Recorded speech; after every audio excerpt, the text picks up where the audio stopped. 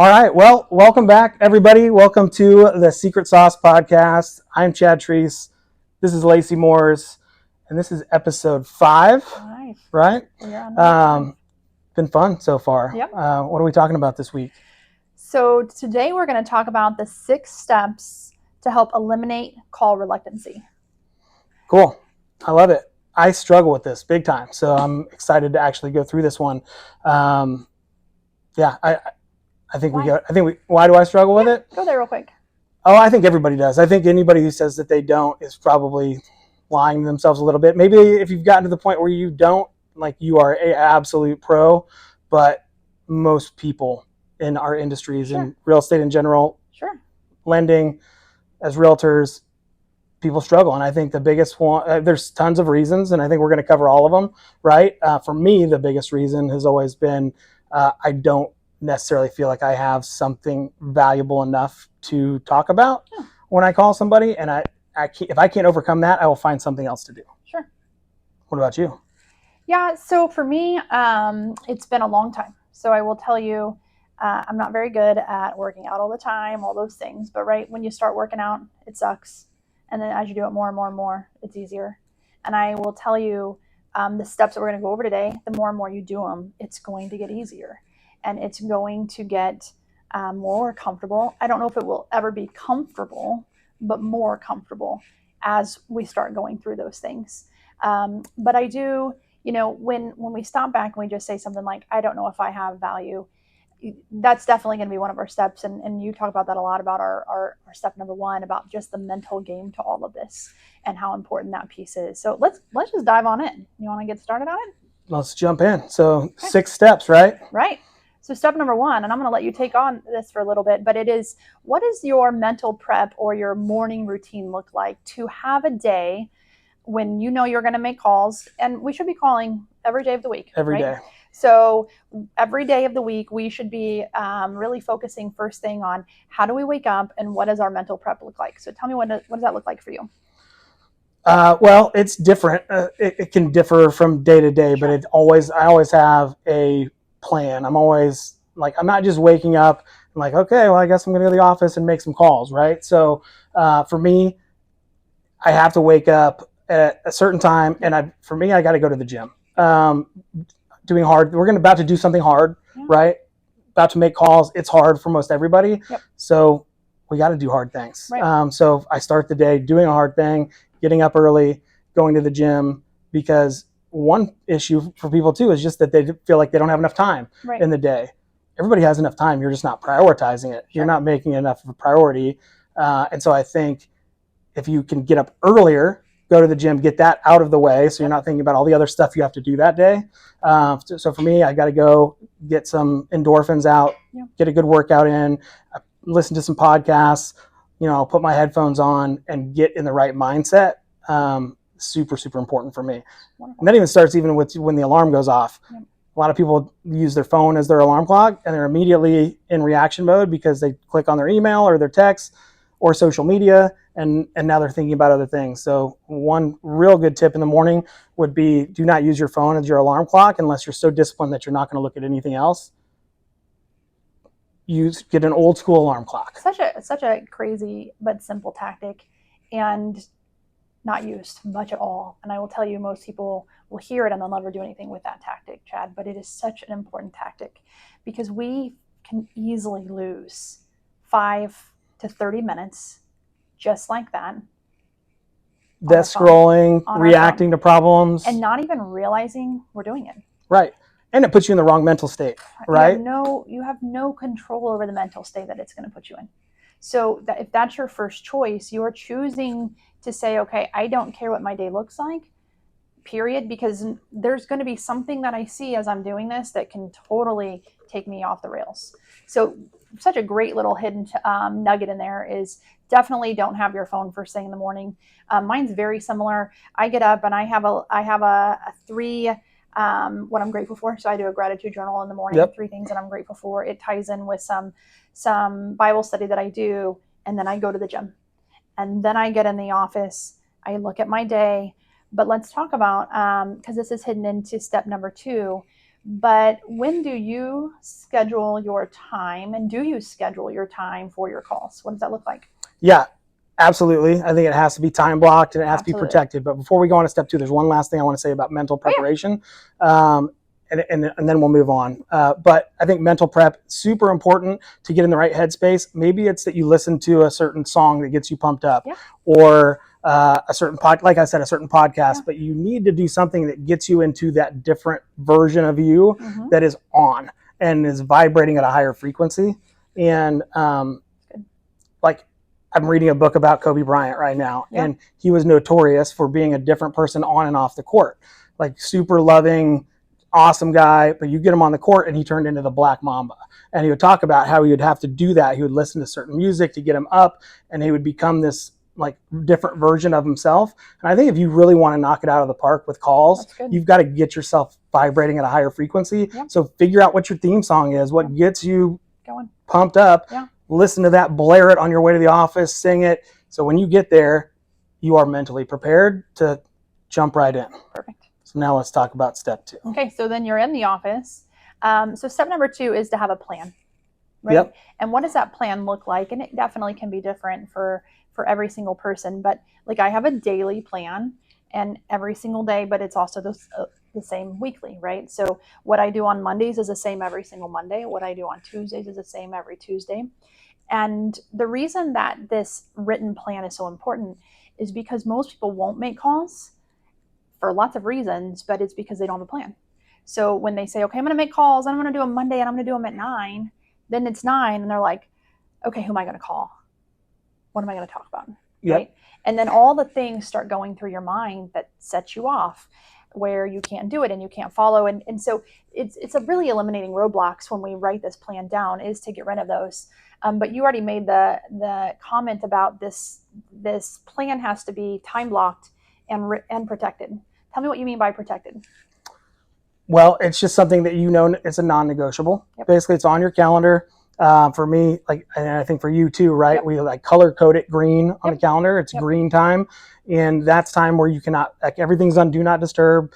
If you've got a team, they know do not bug you. If you need to put a sign on your door that says I'm making calls, do not disturb. Like, whatever you can do to truly protect that time, where that's all that you're doing, and the people around you know that, your family, everybody knows, don't mess with Lacey during this time. And that's eliminating distractions, right? Because we're all squirrel brained. We all want, or we allow the distractions to stop us. So putting up all those things in place to make sure that, and once you kind of get a system figured out, it's not that hard to do, to go in and get it done.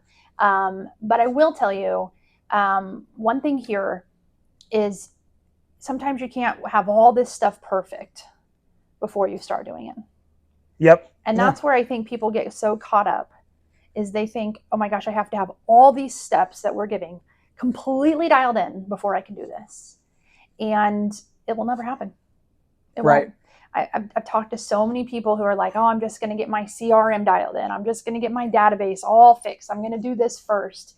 And that turns into years of projects that never come to a place where they actually start making their green time calls. And so I think what we're talking about today is like the very like beginning version of this, and you can dial it in later. This is like the 101 version of call reluctancy. Let's do a 102. And then we'll do a 102 or 201 or 301, whatever. And that's like really building out your database and all those things. But really, if you just follow these 6 steps that we're talking about today, you can do it right away. Absolutely. Do not wait until you have everything 100% dialed in, but you've got to know who you're calling, what you're talking about, that you've got time on your calendar to do it. All the stuff we're talking about today will be enough. Okay, so step number 1 is mental prep and your morning routine. Step number 2 is have a plan. So some sort of a written plan, what it looks like daily. If you're a lender and you want to reach out to us, we can share our plan with you. I have done the same plan for 9 years now. And it works. You keep doing it because it works. It works. And if you're a realtor, we have a plan as well, we do. Right? We have a great plan. I'll tell you too, though, I've helped with people outside of real estate and lending create plans. So one of my insurance friends asked me, and we worked on a written plan for him too. And so it can be in any industry for sure, but we can share. So send us a DM and we'd be happy to send you information on what we do and what that looks like for you. But that's or even set up a strategy session. Like, yes, we'll send you a checklist we can help. of how to set that up. We will also like send you the written plan, but if you want to really dive in, we will dedicate some time to sit down. Anybody who wants that, I would love to do it. I mean, you and I both coach, and we love that. Absolutely. I think it's great. So then let's move on to step number 3, and you've kind of said it a little bit, but it's who am I calling, right? And so that list needs to be defined, but it can't stop you, right? So for instance, on Thursdays, I love calling past clients. That's who I call on Thursdays. And so, for me, I have a whole, I started with just calling some random past clients. And then the more I started doing it, I created a better plan. So you have to know who it is. I don't come in on Thursdays and wonder, who's it going to be? I know it's going to be past clients.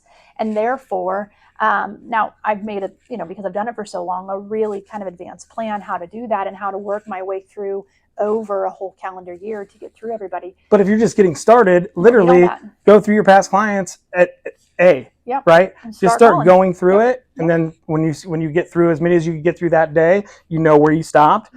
Maybe now you're in the B's, but go through first, just get everybody called through your client list if you're talking about past clients, right? So it's not difficult. It's not difficult at all. Don't overthink it.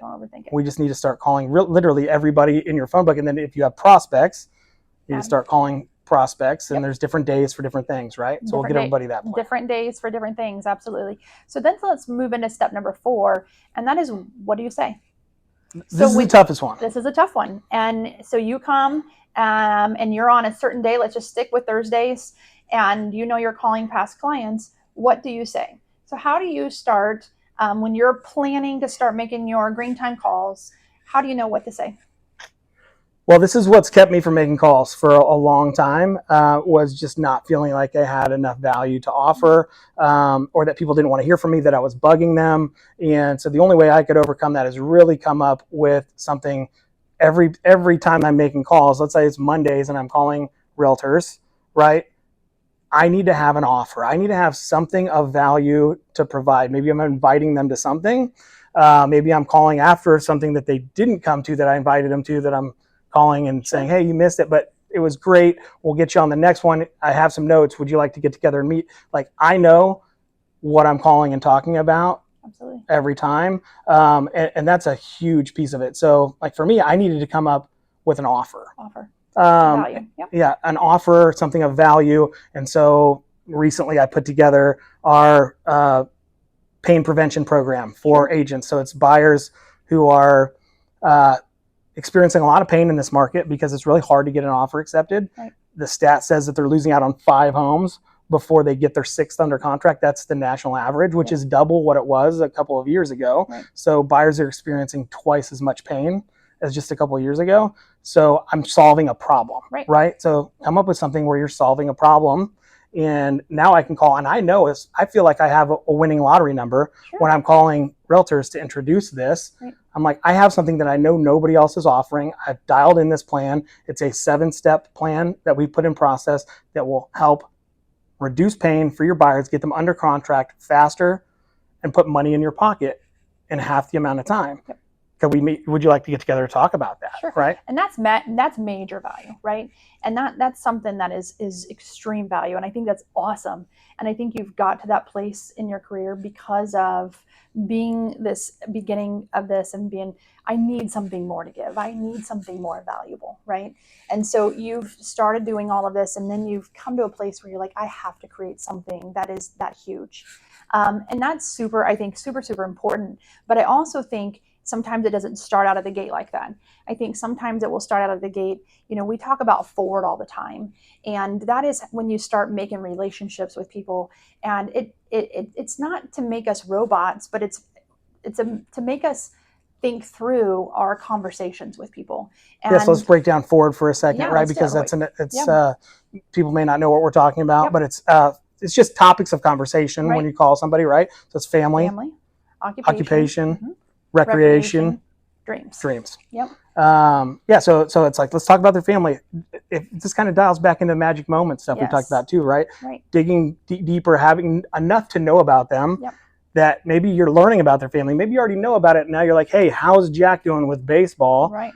people love to hear that stuff anyway. So you're just talking about their family. So depends on where you are in the relationship. Sometimes it's asking forward questions. Sometimes it's diving back into, I remember them. That's a great part about having a database and having that dialed in. So you've got notes on these people. You know what they're into, what their family's into. And now you can start talking about family. Right.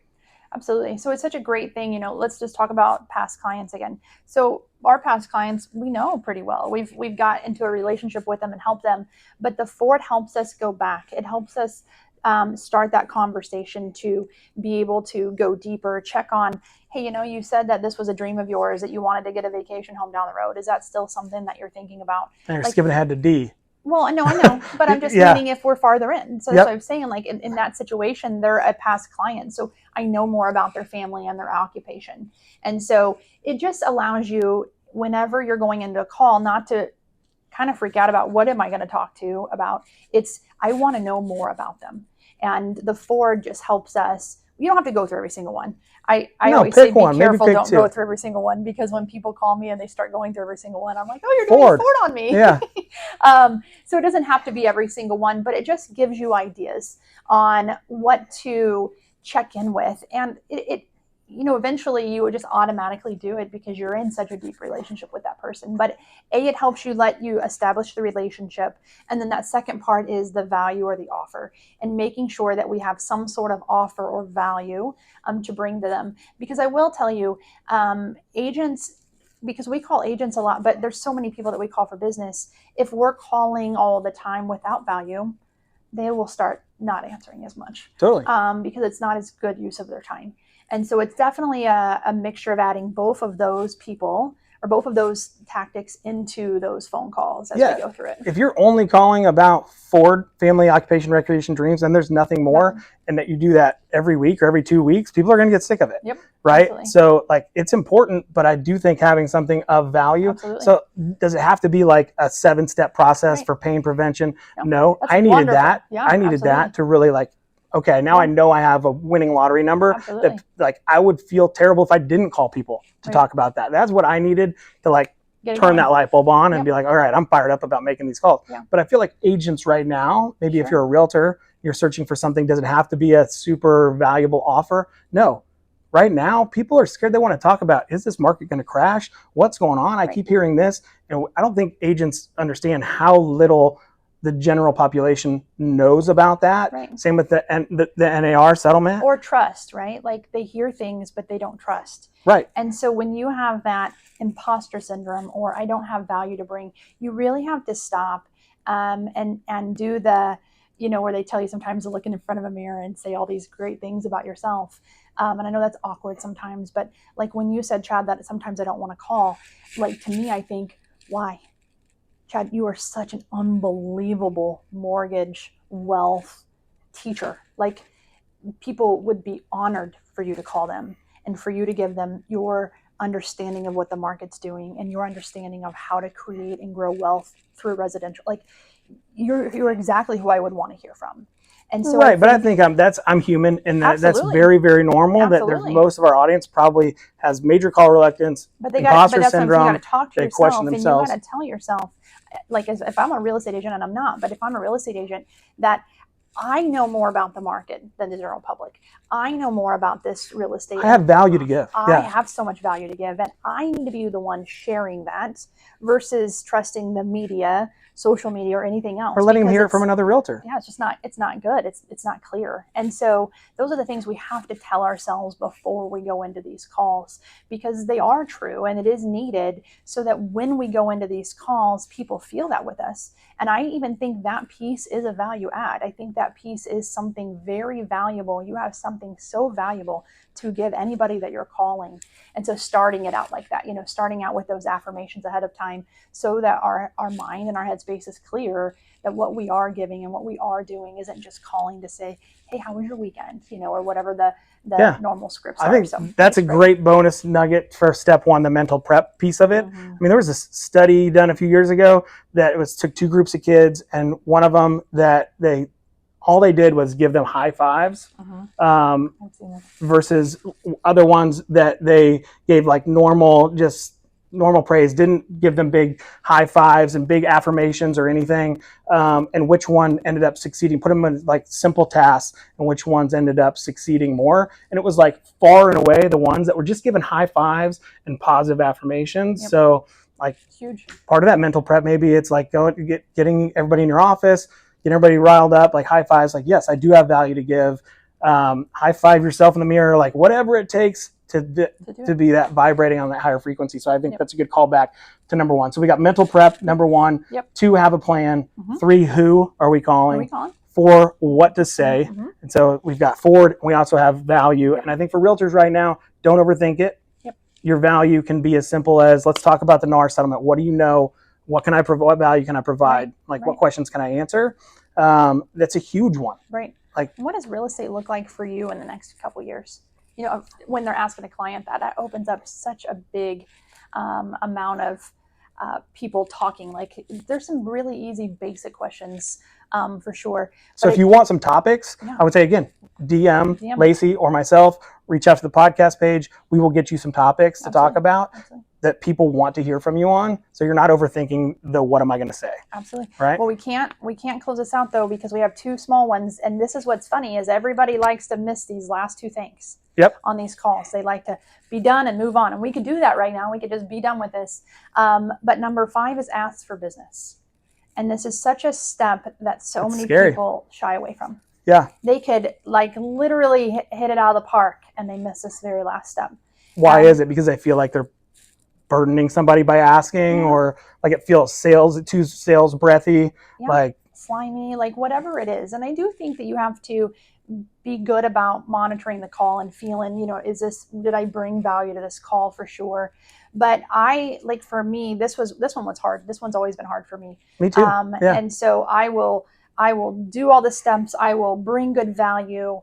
And then I sometimes will just skip the ask for the business. So what's give us an example of how you would close out a call asking for business after having. Yeah. So, you know, after a great call, like for me, it's just, hey, you know, I know, over the years, it obviously depends on who I'm talking to at this point, but you know, I just really like to ask if you hear of anybody that's looking in the real estate space, mortgage space, anything like that, just for you to think of me. You know, you and I were talking about how often people forget, right? It's like every 28 days or something like that. People forget about you. And so, man, if you would just remember me, if you hear of anybody, and we've done all the studies with the articular activator and how often, you know, once that's triggered, people will start hearing. That was the piece, I think, for me, that once I understood that, you know, the articular activator in your brain, once you get that going, like if you want a white Jeep, all of a sudden you see white Jeeps everywhere. Right. I didn't notice them before. You didn't notice them, but there was the same amount of white Jeeps before than there is the next day. Right. And so it's just front of mind. And I would leave so quickly on these conversations without doing this. Just asking, man, if there is just one person that you hear of, would you send them my way? People have no problem saying absolutely. But it sets off that articular activator. So it was just a big miss for me because I didn't want to bother people, or I didn't want to burden people.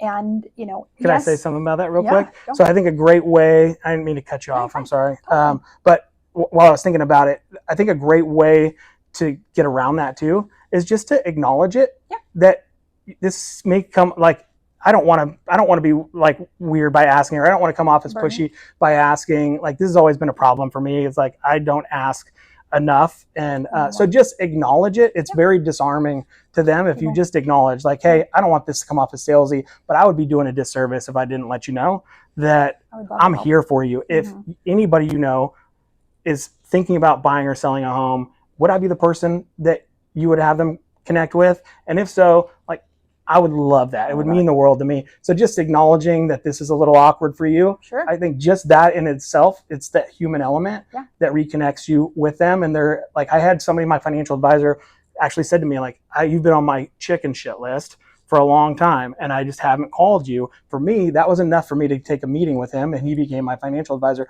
But he was disarming and acknowledged, hey, you've been on my chicken shit list of somebody who I've been meaning to call for years and I haven't.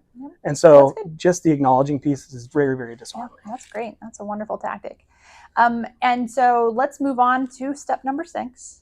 And that is just going to be, what is the next step? what is the follow-up, right? And this will probably be different for every single call. Yeah. And so when I'm doing my calls, I just have a piece of paper. For me, I don't want my computer or my like anything in front because I'll get distracted. But I just have a piece of paper where I'm writing down notes.